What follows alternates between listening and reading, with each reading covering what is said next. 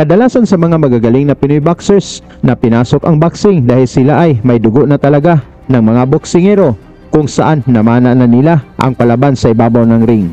Katulad na lang nitong ating bida ngayon, itong undefeated na Pinoy prospect na pwedeng maging world champion na si Archel Villamor, isang southpaw na tinuruan mismo ng kanyang ama na magaling na boxer na si Archie Villamor. Kung saan grabe ang kanilang dedikasyon sa laban, kahit na nakuha na nito ang panalo, pinagalitan pa rin siya ng kanyang ama basta hindi niya sinusunod ang game plan dahil nga sa plano nilang maging world champion.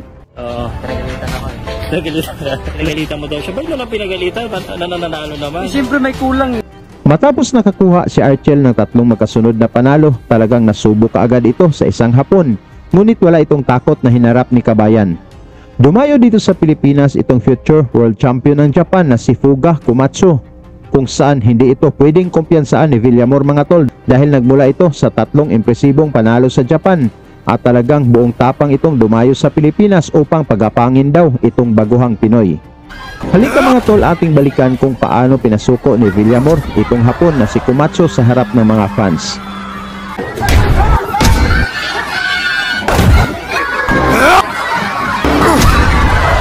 Si Villamor mga tol ay may kartadang 3 wins walang talo na may 1 knockout, habang ang Japanese na si Komatsu naman ay may 4 wins walang talo na may 2 knockouts sa laban na ginanap sa Elorde Sports Complex sa Parañaque City.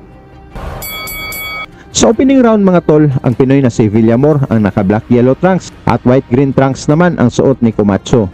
Parehong kaliwete ang dalawang boxers mga tol na mas matangkad ang Hapon.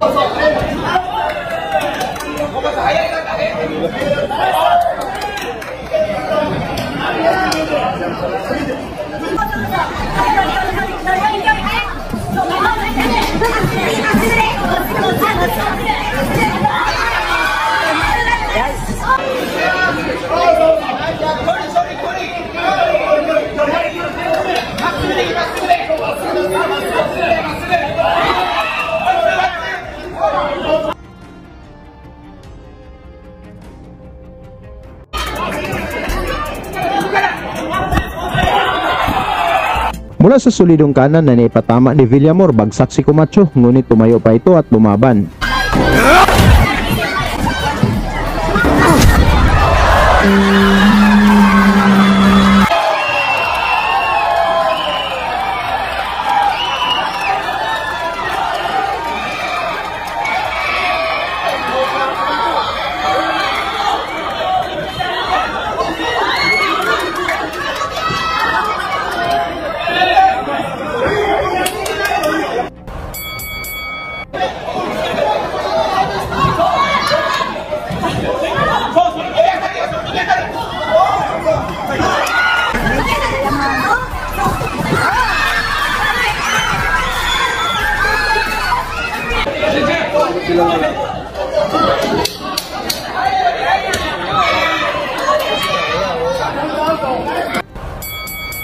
Sa ikatlong round mga tol, lamang sa mga malinis na puntusan itong si Kabayan, ngunit gumaganti din ang Hapon.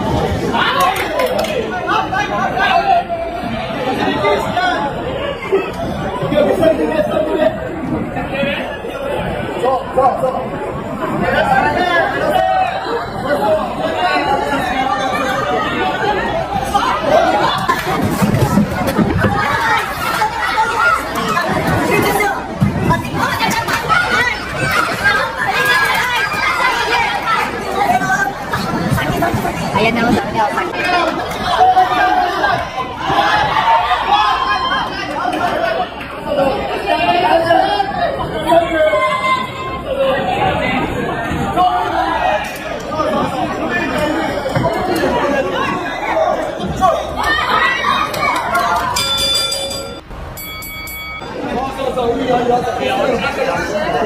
Dạ.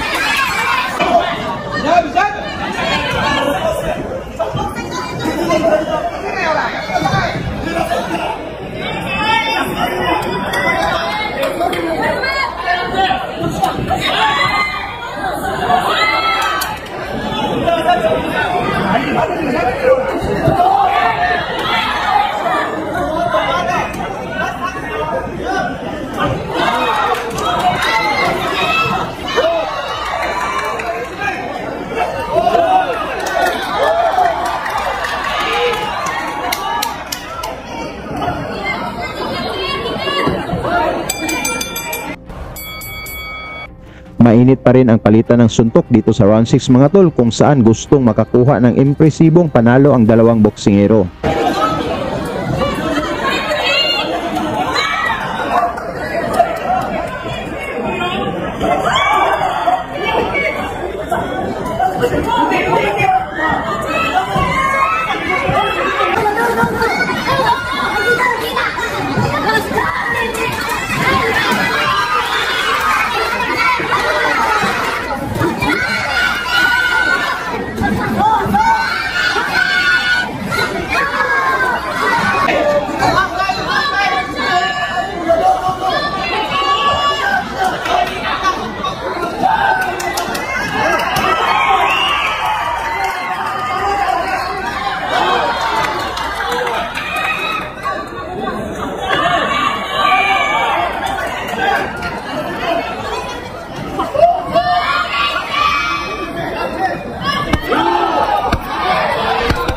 Mula sa mabilis na kombinasyon ni Villamor, bumagsak ulit ang Japanese boxer at napahagis ng tuwalya ang corner nito.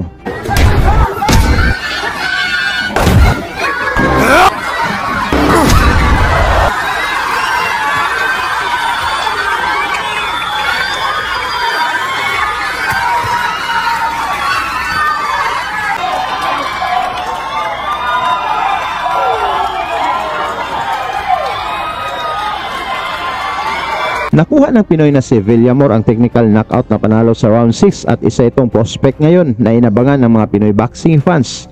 Tungkol naman sa galing nito si Villamor mga tol, may pag-asa kaya ito maging world champion? Pag-usapan na lang natin yan sa baba at basahin ko yan isa't isa. lagi niyong sundan, huwag magpapahuli. Pag-usapan ni bakbakan, balita niya at laban. Mga Pinoy na di nagpapagapi. Salamat sa mga suporta na lagi nandyan.